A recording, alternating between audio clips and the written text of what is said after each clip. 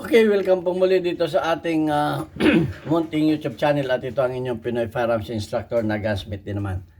At bago ako bumati at magpasalamat ay gusto ko lang munang basahin ang ating content ngayon mula sa katanungan ni Octobase. Ang sabi ni Octobase ay, Maestro, magandang araw.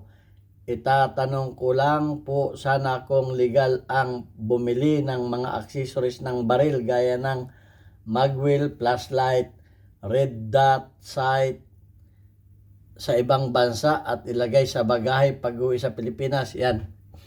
Ito ay problema ko rin ito. Okay, at bago natin yan sagutin ay gusto ko lang muna kayong pasalamatan dahil sa ating dahil sa inyong pag-share at pagla-like ng ating mga videos na nakakatulong yan sa pagdami ng ating mga subscribers. Ngayon din maraming salamat sa mga hindi nag-skip ng ads dahil nakakatulong kayo sa ating revenues dahil ang ating YouTube channel ang kinikita ay para sa ating mga estudyante na anak ng mga single parent natin tinutulungan sa pag-aral at ang kita nito ay para sa kanilang mga allowance at mga pambaon. Ngayon din maraming salamat sa mga nagpadala dito sa ating GCash number. Sana may magpadala uli para madagdagan yung ating mga bata na tinutulungan. At wag po ninyong tawagan yung yung number na yan. Tresurera ko po yung aking anak. Wala po kaming ibinibinta na baril o mga accessories o mga parts. Wala po kaming binibinta.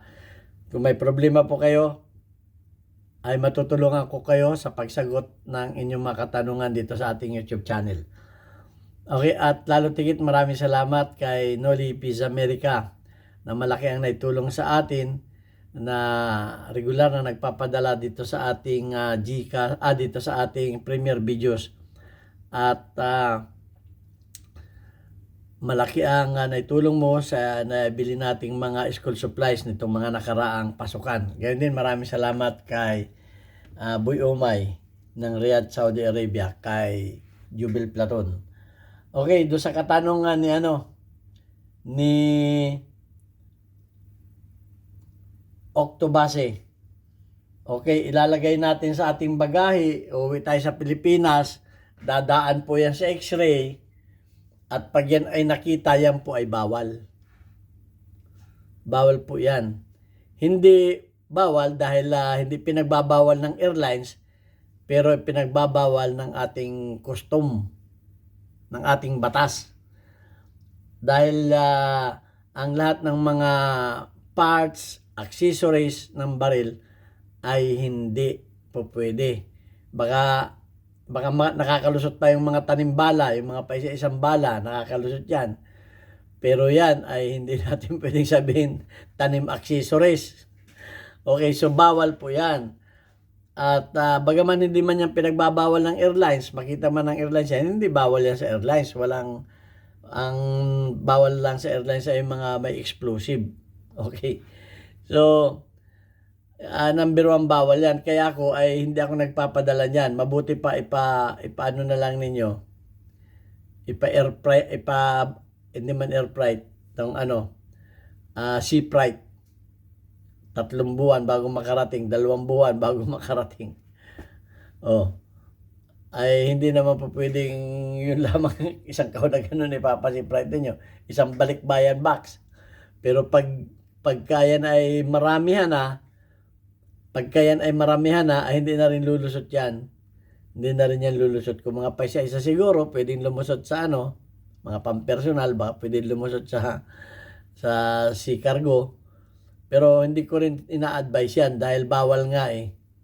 Hindi ko rin ina-advise. Kahit ako, hindi ko rin ginagawa. Magdala. Buti pang bumili na lang kayo sa Pilipinas. Meron din naman dyan. Baka merong hindi naniniwala sa atin. Di basahin na natin yung batas. Okay, so ito yung sabi sa batas. Para maliwanag sa atin. Mahirap kasi yung yung iba kasi, sasabihin na naman, gumagawa ka lang ng batas. Pag binasa ko naman dito sa Google, sasabihin naman na hindi ako naniniwala sa Google, ay bahala na kayo sa buhay ninyo. Okay, ito. Philippine Gun Law. and traveling with firearms accessories. Ito yung hindi lang firearms accessories ito. Lahat ng accessories na ito, like flashlight with laser and that sight. At saka yung iba pa. Basta accessories ng baril. Kasama na yun. Bringing firearms accessories like flashlight with laser. Hindi lang flashlight with laser. Kung flashlight lang siguro, hindi. Pero with laser ito eh. Red dot sight into the Philippines requires a specific permit and adherence to regulation. Dapat meron kayong Wala naman sinabi dito kung ilang piraso eh. Walang isang piraso eh. Kahit yung bala, isang bala lang eh. Kaso eh. Ulitin ko na lang. Philippine gun law and traveling with firearms accessories like flashlight, laser, and red dot sight. Bringing firearms accessories like, itong mga example lang ito, like flashlight with laser, red dot sight to the Philippines requires specific permit, adherence to regulation. Ito yung breakdown. Kinakailangan nyo ng import permit from the Philippine National Police, PNP.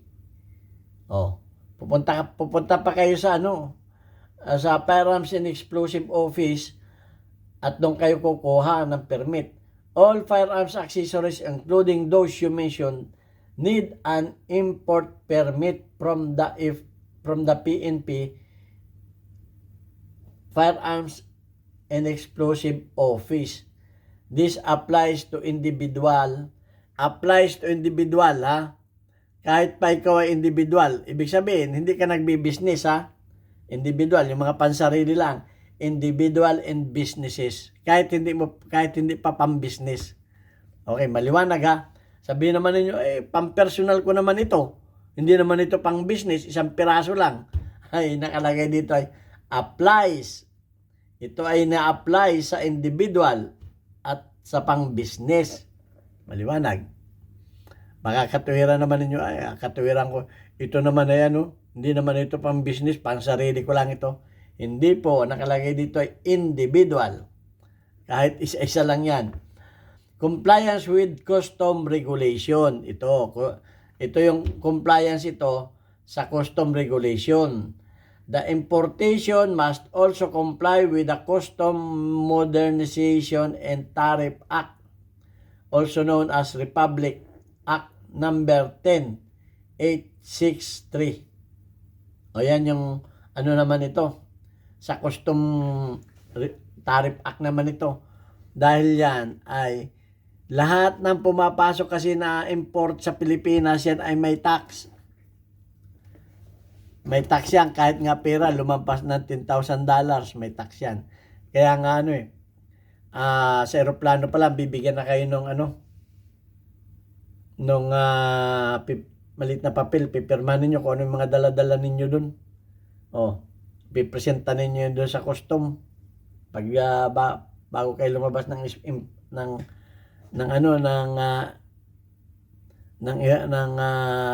airport. Ayan, ang sabi sa custom. Lahat naman sa atin pera-pera lang. Lahat ng mga import na bagay may bayad yan. Yan ang talagang main purpose niyan. Restricted imports. These accessories are considered restricted imports, meaning they can only be imported with a proper authorization.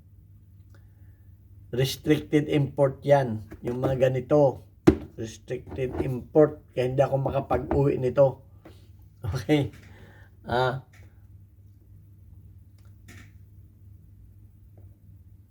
These accessories are considered restricted imports, meaning they can only be imported with a proper authorization. Kung wala kayong proper authorization, huwag na kayong mag-uwi niyan.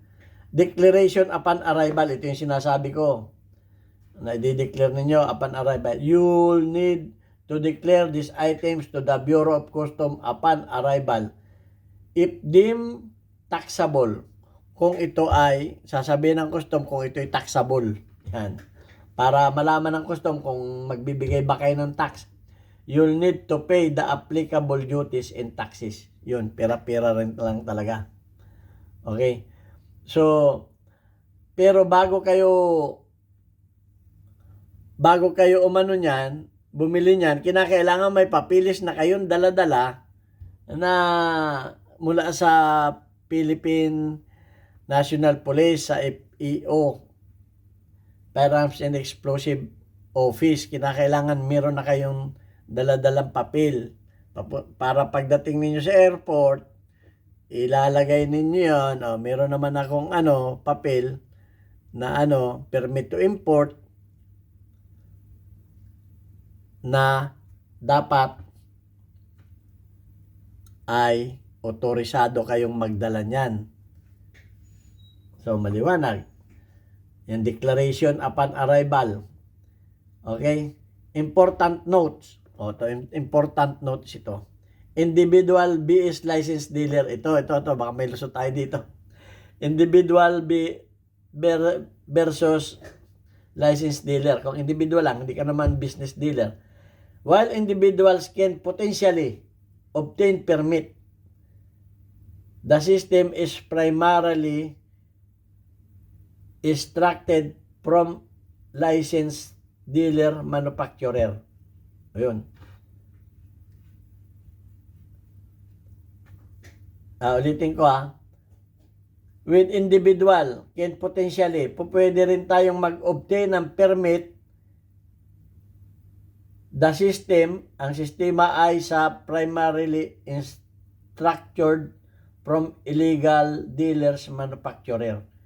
So, yung mga manufacturer, pwede rin tayong kung papahintulutan ba nila, pero medyo questionable ito sa akin, parang hindi ito safe.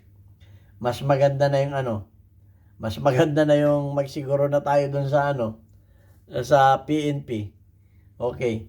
So, potentially lang ito Hindi naman sinabing sure Potentially obtained permit. The system is primarily constructed from the licensed dealer manufacturers. Okay, so hindi ko kasiguraduhan ito. Mas mabuti na yung kumuha na tayo ng permit sa PNP. Ito, may mga penalties pa dito Tingnan natin yung mga penalties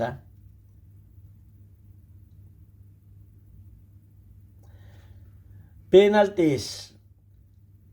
Non-compliance. Okay pag hindi kayo nag-comply.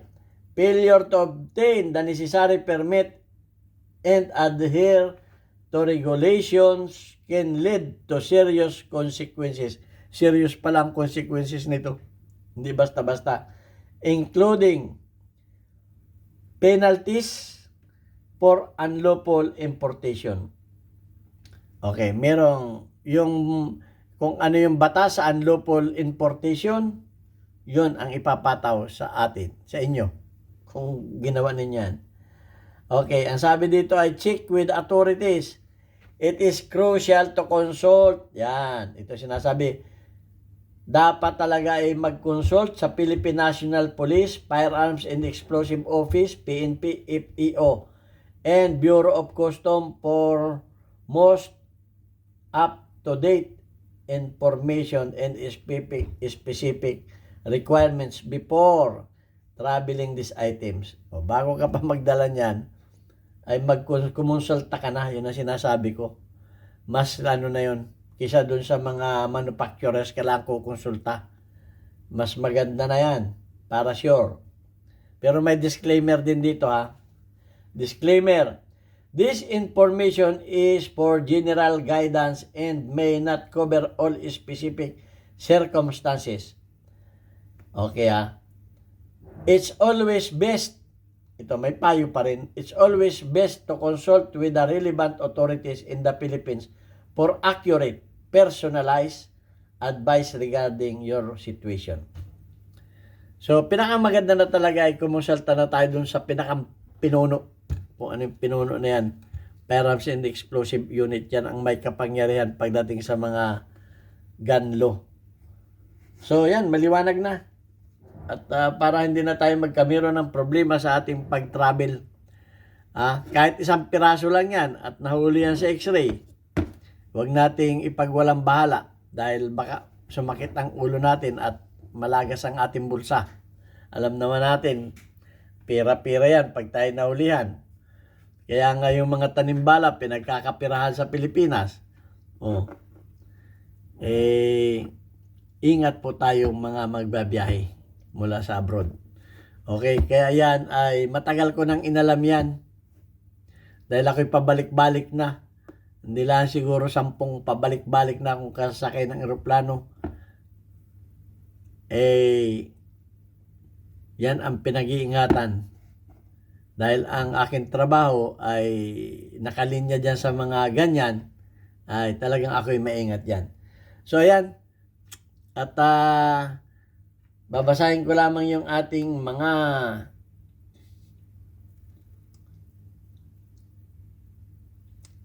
community guidelines natin.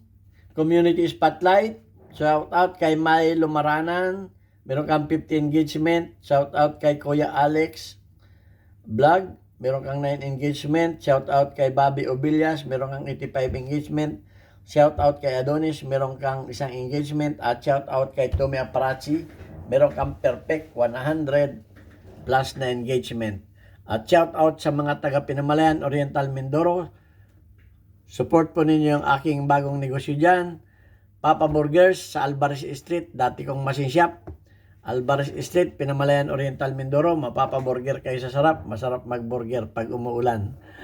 Okay, pwede kayo magpa-deliver sa halagang 40 pesos, buy one, take one. Marami pong salamat.